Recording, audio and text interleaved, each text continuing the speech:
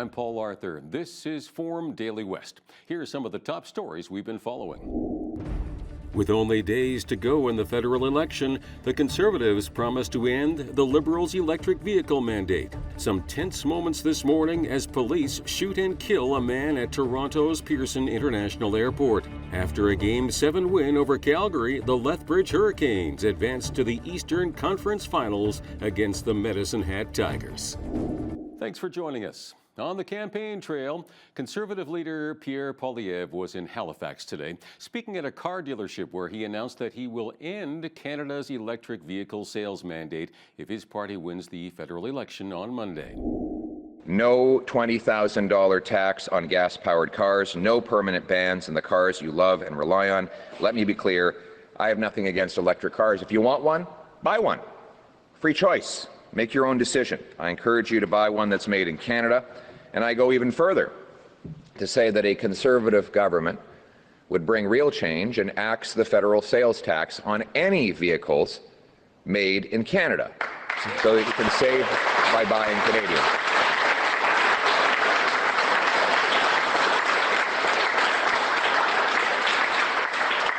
And that will allow us to bring back production and paychecks to Canada while making automobiles more affordable. And there's your choice. The federal government has mandated 20% of all new vehicles sold must be electric by 2026, rising to 100% by 2035. On a related note, a recent Auto Trader survey shows fewer Canadians are considering buying an electric vehicle. That marks the third year in a row interest has dropped despite lower EV prices. The report surveyed 1,800 people and found 42% of respondents are considering an EV as their next vehicle, which is down from 46% last year.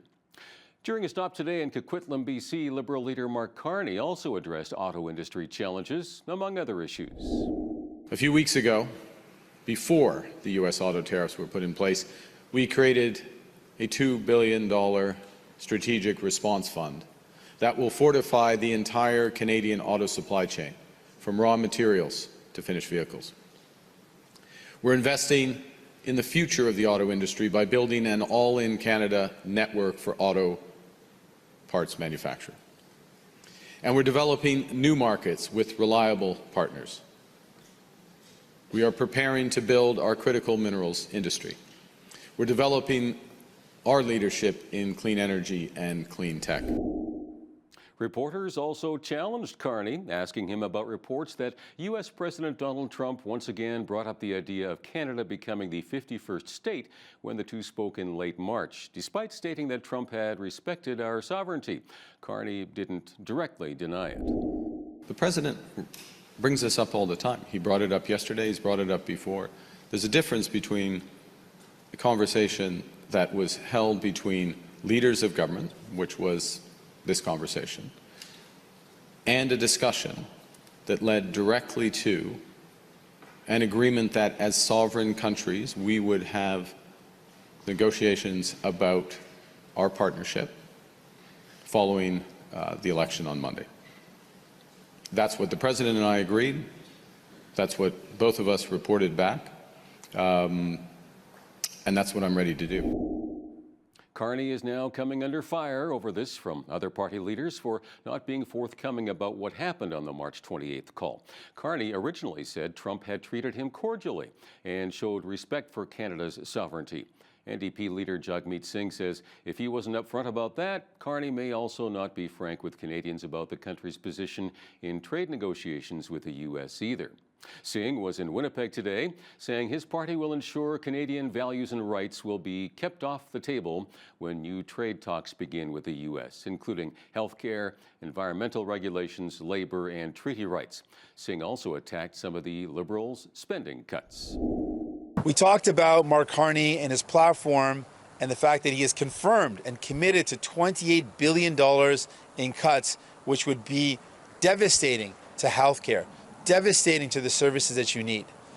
Just recently, he said, in fact, he was going to exceed that amount, that he was going to exceed those cost cuts. In fact, he said he's going to cut even more, that he was going to cut even more than $28 billion. He was confident that he was going to exceed that. That is going to be devastating. 28 billion was already devastating. He said that he's going to exceed that amount. That means even more cuts to the things that you need. We cannot afford that. We can't let him have all the power.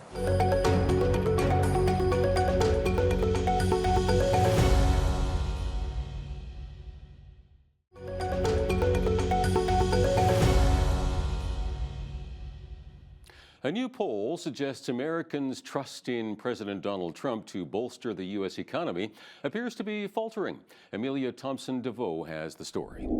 Most Americans are bracing for higher prices as a result of President Trump's tariff policies, according to a new AP NORC poll. As we look at the data, it shows there's widespread anxiety and uncertainty about the economy after Trump imposed and then partially suspended hundreds of billions of dollars a year in new import taxes. The poll found that about 7 in 10 Americans think prices will increase because of Trump's tariff policies. And about half are extremely or very concerned that the economy will go into a recession in the next few months. Trump's base is still standing behind him. Republicans are much less concerned about a potential recession than Democrats or independents. But the findings are alarming for a president who was widely perceived by voters last November as the best candidate to handle the economy and specifically the best candidate to tame inflation. And Americans are much less sure about the possible economic benefits. Only about half think Trump's tariff policies will increase jobs and manufacturing, and relatively few of those think Trump's approach will result in a big increase. Of course, Trump has hit several nations with steep levies, including 145% tariffs on Chinese goods. Canada is also being hit with duties on steel, aluminum, and autos, and there's speculation that those automobile tariffs could increase as well. Meanwhile, President Trump has offered rare criticism of Russian President Vladimir Putin. Trump urged Putin to, quote, stop in a post on his Truth Social platform today, and let's get the peace deal done. Mr. President, this morning in a Truth Social post, you used the words Vladimir, stop. That seemed like a slightly different message, a personal message. What is your level of frustration with President Putin? I didn't like last night. I wasn't happy with it. And we're in the midst of talking peace, and missiles were fired. And I was not happy with it. That's what I meant, and that's, you know, what it said. I assume that's what you mean. Sorry. Yeah. If the bombs keep falling, will you consider additional sanctions toward Russia, or what will you do if President Putin... I'd rather answer that question in a week. I want to see if we can have a deal. No reason to answer it now, but I won't be happy. Let me put it that way. Things will happen. Mr. President, why are you not putting more pressure on Russia? I know a lot of Europeans... Putting a lot of pressure. You don't know what pressure I'm putting on Russia. They're dealing. You have no idea what pressure I'm putting on Russia. We're putting a lot of pressure. Can you maybe tell us that? We're putting a lot of pressure on Russia, and Russia knows that, and some people that are close to it know, or he wouldn't be talking right now. The Prime Minister understands that better than anybody. He wouldn't be talking right now. He's talking, and we're putting a lot of pressure. I think he wants to make a deal. We're going to find out very soon, but it takes two to tango, and you have to have Ukraine want to make a deal too, and they're being hit very hard, and I do believe they want to make a deal. Mr. President, and to your national security team, what concessions has Russia offered up thus far to get to the point where you're closer to peace?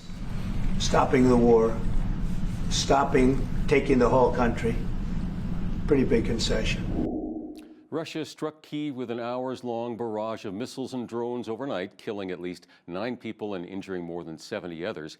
It's the deadliest assault on the city since last July. There were some tense moments as police shot and killed a 30-year-old man outside Toronto's Pearson Airport this morning. The Special Investigations Unit says a group of 2 or 3 people were in a dispute outside the Terminal 1 departures area when one group member called 911. Officers responded and tried to de-escalate, but the man abruptly pulled a firearm. 3 officers then fired their weapons at him, and the individual later died in hospital. Police say the incident was not an attack on the airport, and there was no threat to public safety. Flights are continuing to operate normally despite the ongoing investigation. Canada's top court will be reviewing the mandatory minimum sentence for purchasing sexual services from someone under age 18. The Supreme Court of Canada constitutionality assessment comes from a case involving police publishing fictitious online escort service ads. An undercover police officer told a man at least 4 times that a female escort was a minor, and he was arrested after turning up to meet the supposed escort.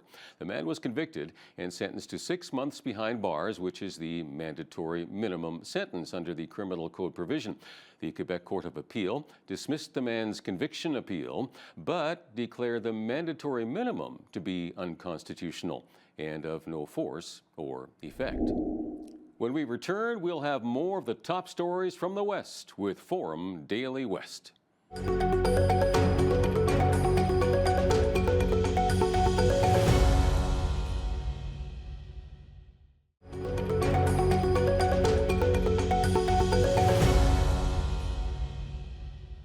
A Newfoundland town is looking for answers after it says a statue of Amelia Earhart was taken from a municipal park.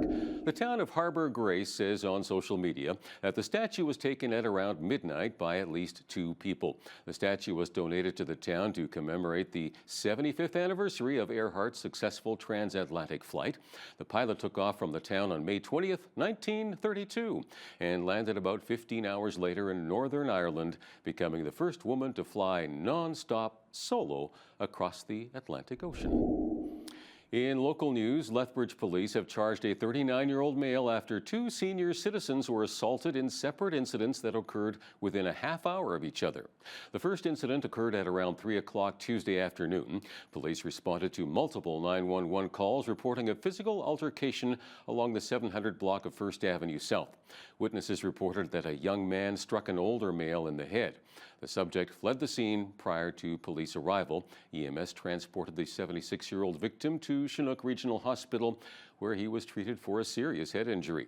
About a half hour later, a 69-year-old man was walking along a path in Indian Battle Park when another man approached him. The victim offered a friendly greeting, but the passerby became irate and began yelling and struck the man on the head.